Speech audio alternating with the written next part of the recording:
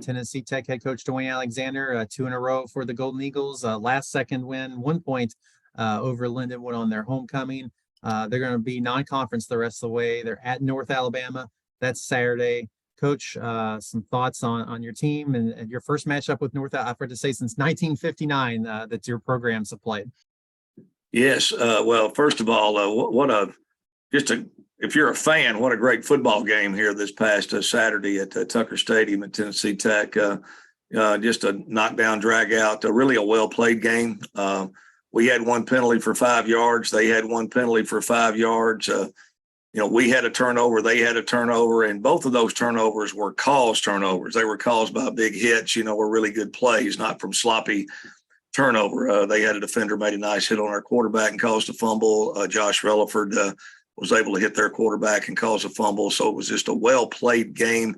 Like I said, no penalties, low turnovers, a lot of really good offensive plays, a lot of good defensive plays. And kind of like I've been saying in a bunch of our games this year, it come down to we needed to make one more play. We needed to make a play. And this last week at EIU, we were able to make a play to end the game, to make the one more play we needed to make. And this past week against Lindenwood, we were able to stop the 2-point conversion and make a big play when we needed to win the game. We've had 3 heart stoppers here. It's getting tough on the old coach here. At overtime at Kennesaw come down to last second, and we had of course, last possession of the game against EIU, and then the last possession of the game in the onside kick recovery against Lindenwood. But we did finish the season, our conference schedule with 2 straight conference wins, which was big. And, and to win homecoming, got a lot of our alums back and football alums back. And,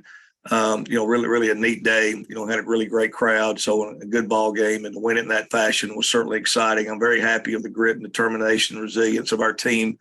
We've battled some up and down adversities like a lot of teams do during the season. We've had our fair share of, just injuries and different things. We've had a mixed match of who we keep putting in there each week, but everybody we put in there, one thread's run true. They practice hard, and, they're playing hard, and they're playing all 4 quarters and playing through the last play of the game. So very excited for the win, for the homecoming win.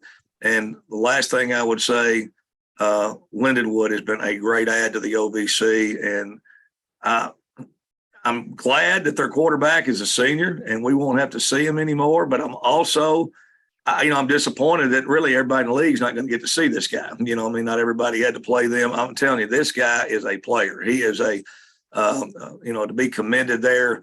Brister, what a football player, really well-coached team, hard-nosed, tough. They've had a tremendous first year in the OVC and in FCS football. They're certainly going to be a team to reckon with now. I can tell you here in years to come that they're got a good program, excellent staff.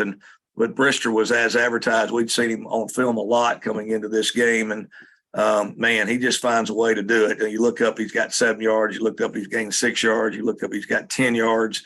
We were really concerned that the last play of the game is that we just get this guy to go one way. We maybe have a chance, if he drops straight back, and we didn't want to play any type of man coverage there, which is typically what you do on the 3-yard line, but we didn't want to.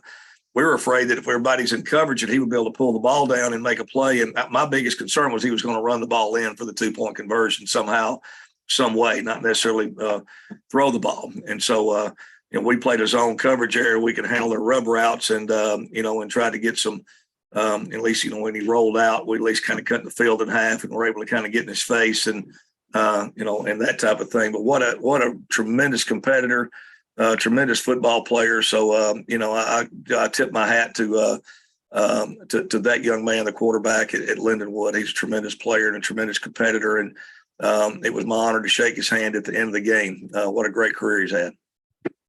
Well, there's some questions. Mike Organ has a question. Go ahead, Mike. Hey, Coach. My question is kind of a big picture question. A couple of weeks ago, you played against Tennessee State, who had a quarterback that played at Austin Peay, used to be a teammate of Jeremiah Oatsfall. Yeah. Now they were opposing quarterbacks. I don't know that I had seen that, or it'd been a long time. My question, though, is how did the Jeremiah Oatsfall transfer work out for you this year so far? Did it turn out to be everything you expected? How much changing of your offense did you have to do to fit his skill set? And just if you can tell me what it was like this year with Jeremiah.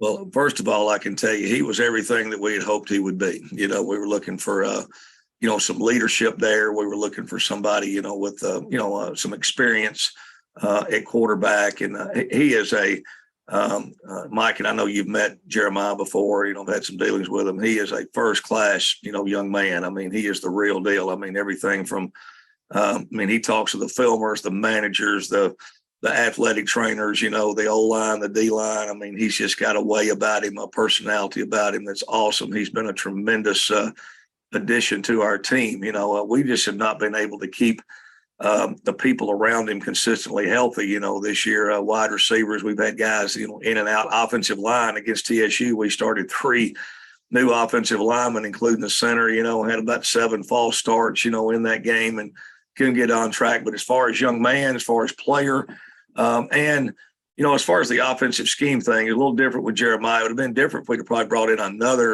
a transfer from a school that didn't have the relationship with our offensive coordinator. But, Wes Satterfield had coached Jeremiah at Austin Peay. So if there's anybody that knows our offense as well as our offensive coordinator is Jeremiah Oatsfall.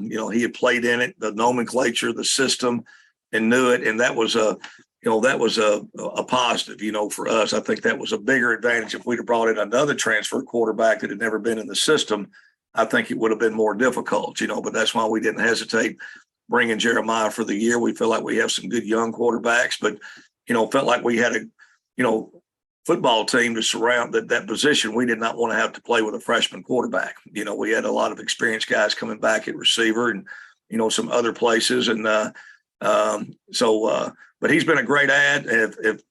If I could get him a 7th year of eligibility, I'd get him a 7th year. I mean, he can play here as long as he would want to, as far as that goes. I mean, he's a outstanding young man. And he's been a great add to our program. And we've been in a lot of ball games. We've been able to win some, and we've had some have come down to, right there, last possession or here or there. But, he's been a big reason we've been in those games. He made, for example, against Sanford, he takes his own last second, drive and throws a touchdown with under 2 minutes left. He took us down the field at Kennesaw, threw a touchdown pass with 27 seconds left. So he's certainly done his part. As far as being here, we just needed to make a few more plays around him, but he's been a great add, Mike. Okay. Thanks, Dewayne. Yes, sir. Coach, I want to talk about your opponent, and their record isn't probably what they want, but they have a running back who is probably one of the top 5 running backs in the country, and what you've seen from him. Man, he is fast. I can tell you that. He's a lot of big plays. I mean, he's had over 200 yards, multiple times. He certainly is a tremendous back, a big, solid offensive line. But I tell you, once he gets, if he can get to that second level or get in the open field, I mean, he makes a lot. I mean, not many people get him on the ground. He just outruns everybody. If you give him a seam and he gets onto your secondary, now you got problems. And, very impressed with him and have seen him do it against everybody that they played. The game he had against Eastern Kentucky was amazing. I mean, he had a big game against those guys, but he's a very, very good player. And he takes a lot of pressure off their offense. They have good receivers. They run quite a bit of option things, which is something, we haven't seen as much of.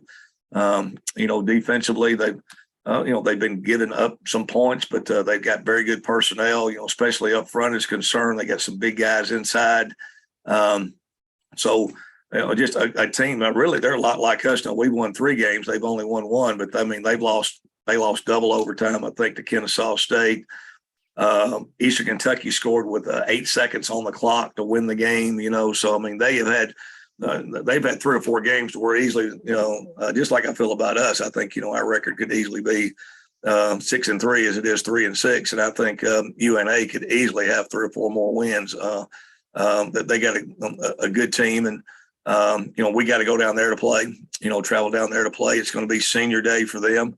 Anytime it's senior day, seniors, I mean, it's an emotional day. It's a big day. And, for those guys and they're competitors. I mean, these guys are, you don't get but 11 guaranteed opportunities to play on Saturday, so you got to embrace every game. Those guys they've played hard every game. I've not seen any quit in them. Austin Peay last week, they played tooth and nail, very close game.